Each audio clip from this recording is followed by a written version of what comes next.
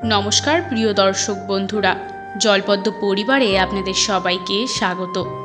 आजकेर काहिनी हलो ताला भांगतेई उठलो झाके झाके बादुर। कि मिलल पुरीर रहस्यमय रत्न भाण्डारे? आजकेर काहिनी सेई नियेई।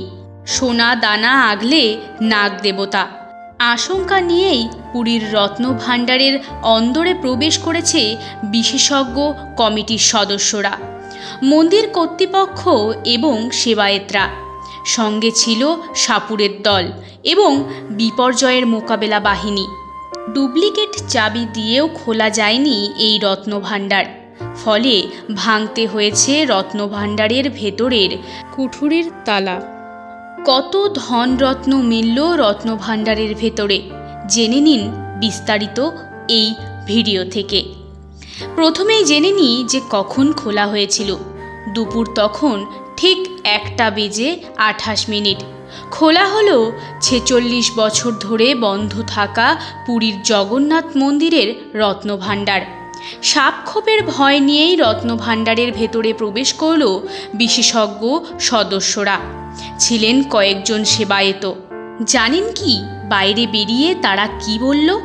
জানা গিয়েছে সাপের দেখা মেলেনি রত্ন ভাণ্ডারের অন্দরে, তবে ভাণ্ডারের দরজা খুলতেই ভেতর থেকে ঝাঁকে ঝাঁকে বাদুড় উড়ে আসে বাইরে।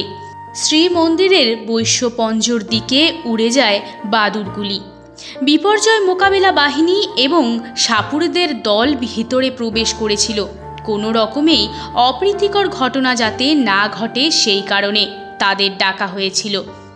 বাইরে বেরিয়ে তারা সকলেই জানান সাপ নয় বরং ইঁদুরই বড় বড় গর্ত তৈরি করেছিল এই রত্ন ভাণ্ডারের ভেতরে। এইদিকে 6 বছরেরও বেশি সময় ধরে খোঁজ মেলেনি রত্ন ভাণ্ডারের চাবির। ফলে ডুপ্লিকেট চাবি দিয়েই এই তালা খোলার চেষ্টা করা হয়েছিল, যদিও বিফল হয়েছে। শেষ পর্যন্ত রত্ন ভাণ্ডারের অন্তর্ভাগের কুঠুরির তালা ভেঙে ভেতরে প্রবেশ করা হয়েছিল। রত্ন ভাণ্ডারের ভেতর থেকে বেরিয়েছে কিছু সোনাদানা।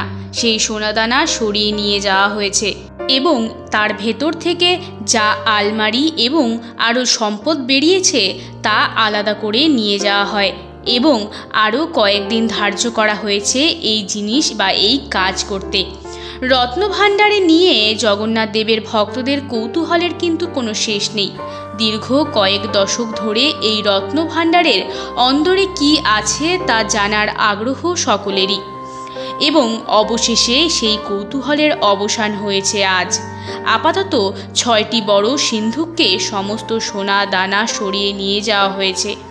এরপরে শুরু হবে রত্ন ভাণ্ডারের অন্তরের সংস্করণের কাজ। যদিও রত্ন ভাণ্ডারের ভেতরে কি কি রয়েছে তা এখনও জানা যাবে না। আগে সমস্ত মণি মাণিক্য স্থানান্তর করা হবে, তারপরে ধীরে ধীরে পরিমাপ করা হবে সোনাদানার পরিমাণ এবং রত্ন ভাণ্ডার খোলার খবর সোশ্যাল মিডিয়াতে ঘোষণা করেন ওড়িশার মুখ্যমন্ত্রী। আমরা সকলেই আশা করছি যে এই উদ্যোগ সফল হোক ওনার। আমাদের আজকের এই কাহিনী বা এই সংবাদ আপনাদের কেমন লেগেছে অবশ্যই কমেন্টে জানাবেন এবং ভিডিওটি ভালো লেগে থাকলে একটি লাইক করবেন।